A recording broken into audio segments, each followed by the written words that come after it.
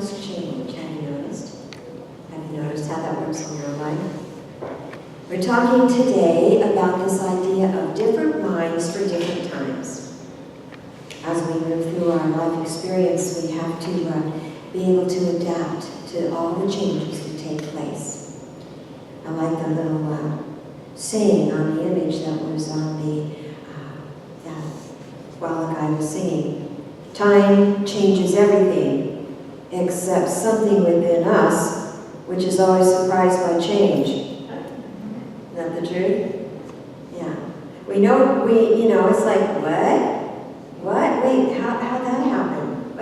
What's going on? Thomas Hardy, the great poet, shared that idea with us. And I picked this image of this Humpty Dumpty because, a lot of us, whether we're watching the news or we're looking at our own personal lives or our health or our bank accounts or our relationships, whatever it is, some of us may feel like we are being subject to the Humpty Dumpty effect, right?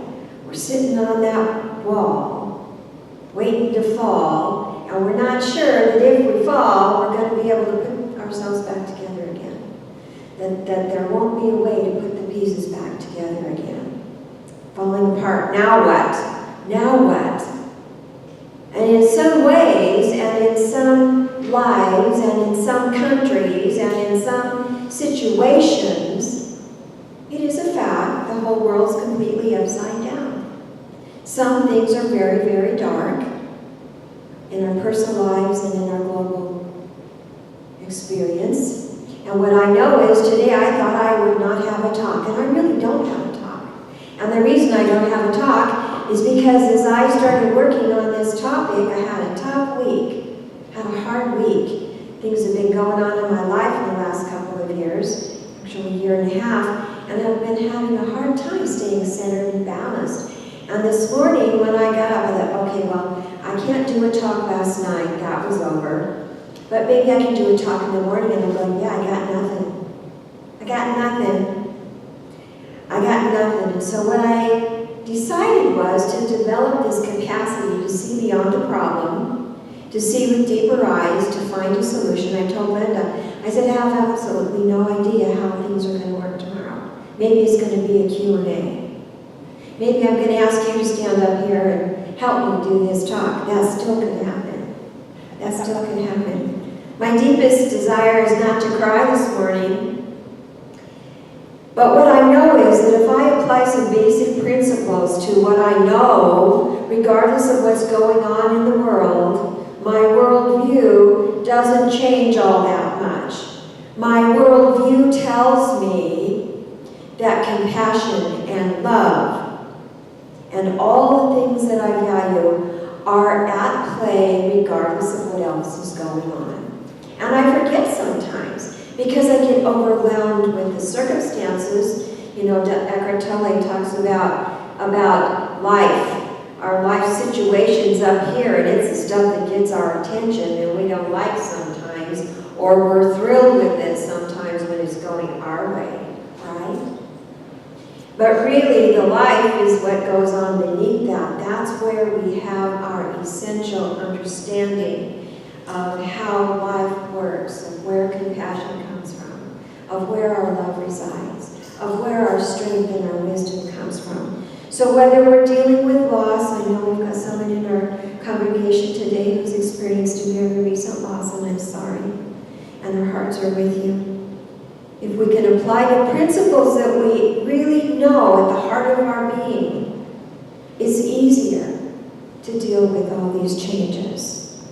And what I know is that if I can change my worldview to accept the isness of my experience in the present moment, then everything else around me sort of starts to take on a new color. The most important thing to remember during all these times of great change, whether we're talking about the planet, we're talking about politics, we're talking about our own country, we're talking about other people's countries, we're talking about our bodies, we're talking about the aging experience that lots of us are going through.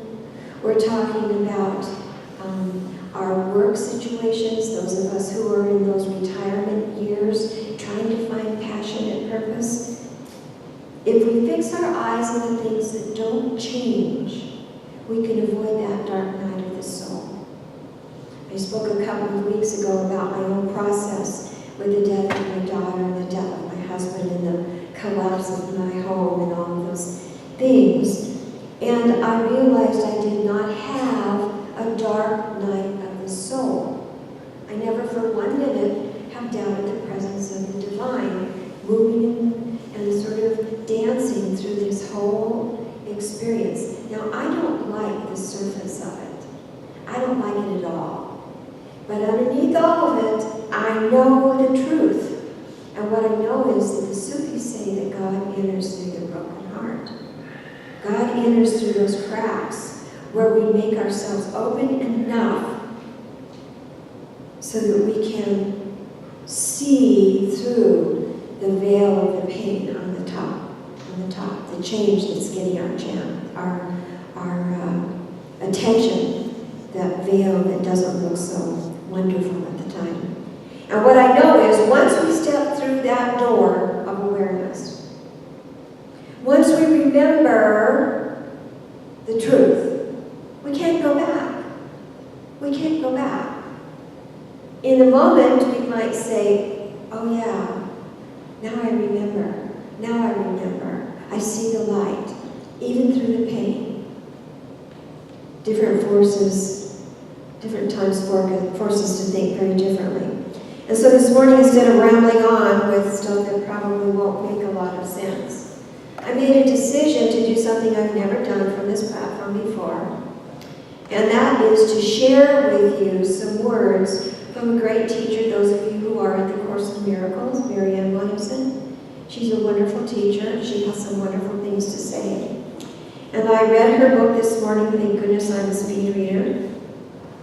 And I picked out some important things I want to share with you this morning about this idea of managing change, managing things that don't feel so good, managing these things that come to us uninvited so that we can move through them and come out the other side in a prosperous, more loving, more compassionate, more wonderful way. And so this is what she says. The most important thing to remember during these times of great change. Anybody got anything that's not changing? The most important thing to do during these times of change is to fix our eyes on the things that don't change. Our awareness of the truth. Eternal things that remind us that we are still the center of divine purpose in the world. We are still that allness of God expressing no matter what, no matter what's going on, no matter how much it hurts, no matter all the changes that are taking place, we are still that center of the divine purpose of the universe. And this gives us the change, or the strength to make positive changes. It gives us the wisdom to endure negative changes. And it gives us the capacity to become the people who carry forth healing into the world.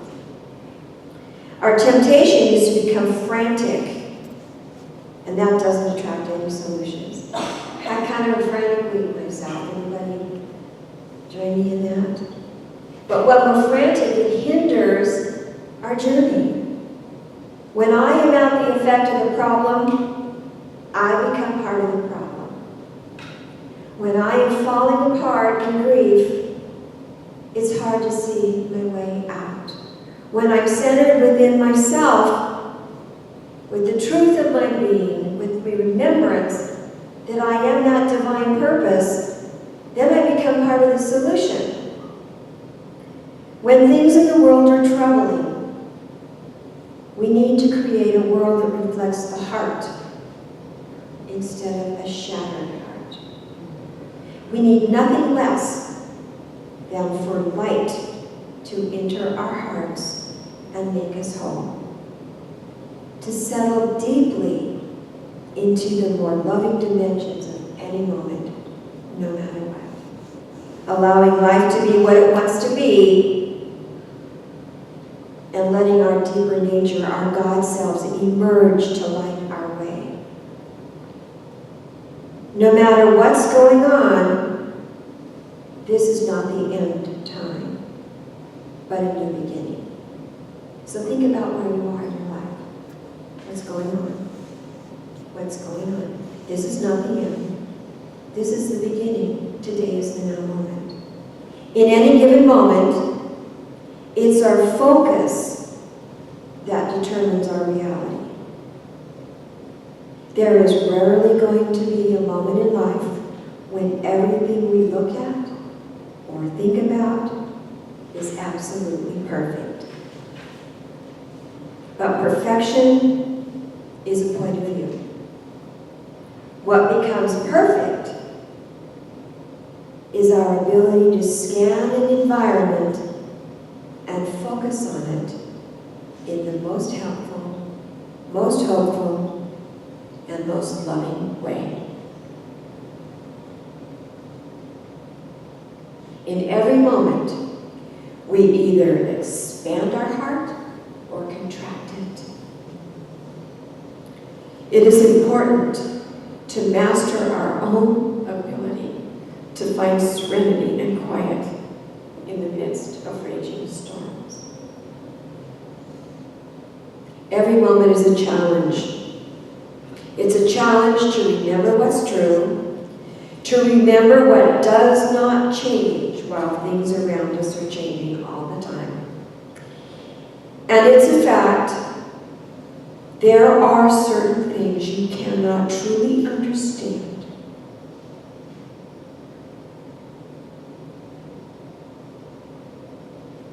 until you actually experience them.